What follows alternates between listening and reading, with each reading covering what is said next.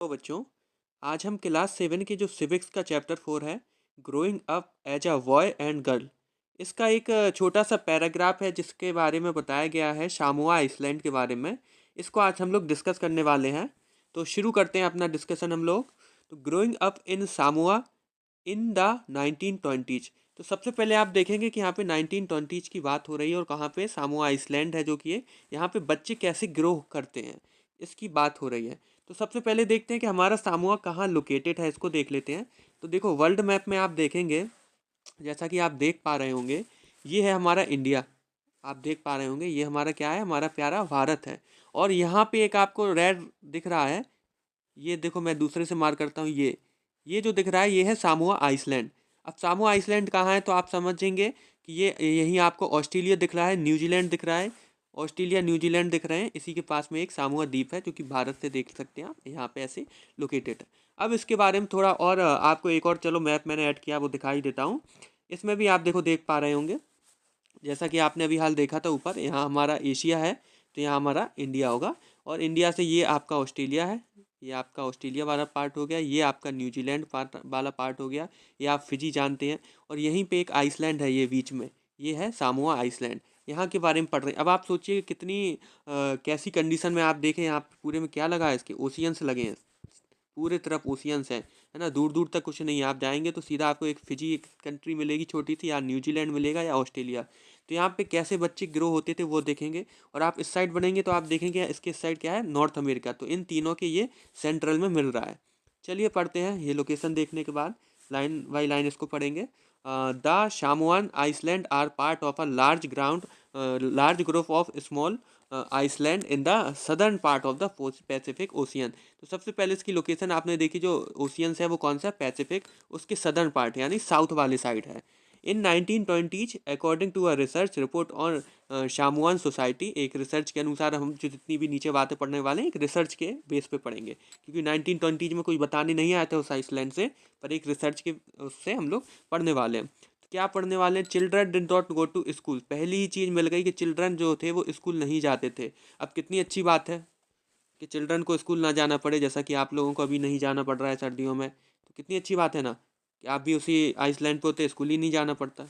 तो वहाँ के बच्चे, सबसे इंपॉर्टेंट जो आपको मिली, मजाक से हट के देखते हैं, तो सबसे इंपॉर्टेंट जो बात मिली कि वहाँ के बच्चे स्कूल नहीं जाते थे। अब स्कूल नहीं जाएंगे तो कुछ ना कुछ तो करेंगे, जैसे हम लोग भी छुट्टी के दिन स्कूल नहीं जाते हैं तो कुछ ना कुछ तो करते ही हैं। तो आगे पढ़ते हैं। दे लर्न मैनी थिंग्स, वो बहुत सारी चीज़ें सीखते थे। Such as how to take care of children, पहली चीज़ कि कैसे बच्चों की देखभाल करनी है, कैसे उनको उनकी टेक केयर करनी है, कैसे उनको खाना देना है, पानी देना है, कैसे उनको संभालना है, ये चीज़। और do house hold work from older children and from adult, ठीक है ना। और जो हाउस होल्ड वर्क होते हैं ना, घर के छोटे पूरे काम होते हैं, वो सब ये लोग सीखते थे। सेकंड चीज़ देखते हैं आगे क्या है। Fishing was a very important activity on the island. सबसे इम्पोर्टेंट जो एक्टिविटी थी इन लोगों की वो कौन सी थी, फिशिंग करना। सबसे इम्पोर्टेंट कौन सी थी, फिशिंग करना थी, ठीक है। और आगे बढ़ते हैं। Young people therefore learn to undertake long fishing, है ना। जो बड़े हो जाते तब ये लोग वो क्या करते थे, लॉन्ग फिशिंग, मतलब लंबी मछलियाँ पकड़ने की प्रैक्टिस करते थे या वहाँ पे जाते थे फिशिंग करने। But they learn these thing different point in their height childhood. पर ये एज वाइज था, जैसे जैसे एज बढ़ती थी उस हिसाब से ये लोग फिशिंग की अंदर जाना सीखते थे, या फिर और जो चीज़ें हैं वो धीमे धीमे सीखते थे।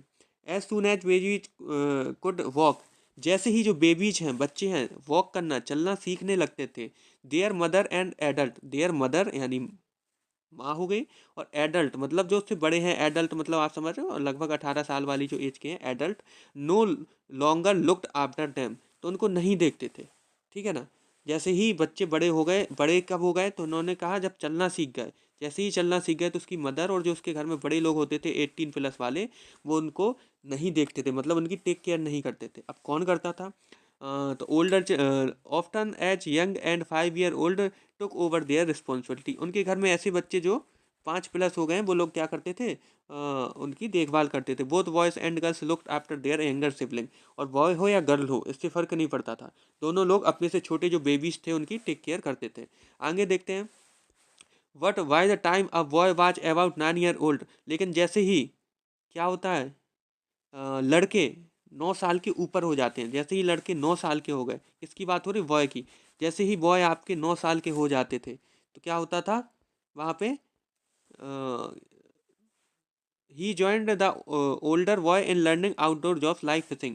जैसे ही लड़के 9 साल के हो तो वो घर से जाना बाहर जाने लगे थे। किसके लिए बाहर जाते थे? तो अपने बड़े भाइयों बहनों जो भी वो वहाँ पे काम करते हैं उनसे फिशिंग का काम सीखते थे, प्लांटिंग कोकोनट के पेड़ लगाना भी सीखते थे।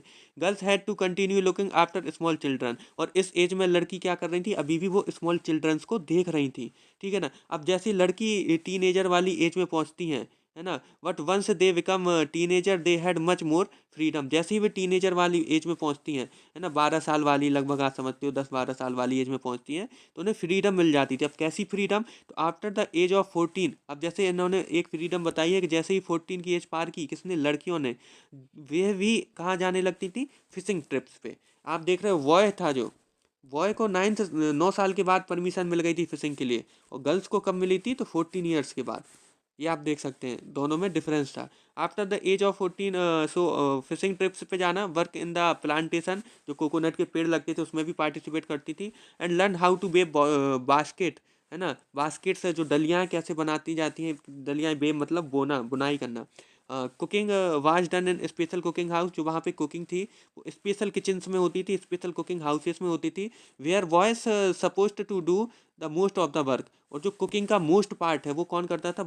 बॉय करते थे, और गर्ल्स उनकी हेल्प करती थी। अब जैसे फॉर एग्जांपल आपके घर में खाना बनता है, आप देखते हैं आपकी मदर मोस्टली खाना बनाती हैं, पर कभी कभी हम उनको हेल्प कर देते हैं, जैसे आपने सब्जी काट दी या पानी भर दिया, ऐसी चीज़ें करके लड़कियां हेल्प करती थी, और लड़के क्या करते थे? मेन कुकिंग का काम करते थे। अब दोनों के बीच में आप डिफरेंस देखो तो लड़के को 9 साल में मिल रही, लड़की को 14 साल में मिल रही, लेकिन आपने एक चीज़ नोटिस की है कि दोनों के काम सेम थे। हमारे यहाँ काम डिवाइडेड है, हमारे यहाँ जॉब भी स्टेरियोटाइप में डिवाइडेड है। जैसे हम लोग बोलते हैं कि लड़की है तो टीचर बन जाए, नर्स बन जाए, इजीली बोलते हैं, लड़का है तो आर्मी में चला जाए, ऐसे हम लोगों ने थोड़ी थोड़ी स्टेरियोटाइप बना रखा है। पर वहाँ ऐसा नहीं था। लड़के भी फिशिंग कर रहे हैं, लड़कियाँ भी फिशिंग कर रही, लड़के भी कोकोनट प्लांटेशन कर रहे हैं, और लड़कियाँ भी कोकोनट प्लांटेशन कर रही थी। तो एक आपकी एक छोटी सी वीडियो थी जो आपके लिए हो हेल्पफुल रहेगी, और ये आप लोकेशन इसकी देख सकते हैं फिर से, जो यहाँ पे है। आगे बढ़ते हैं, ठीक है ना। तो ये छोटे से वीडियो का पार्ट था। आगे भी ऐसी वीडियो मैं डालता रहूँगा जो आपके लिए यूज़फुल होंगे। Thanks for watching the video.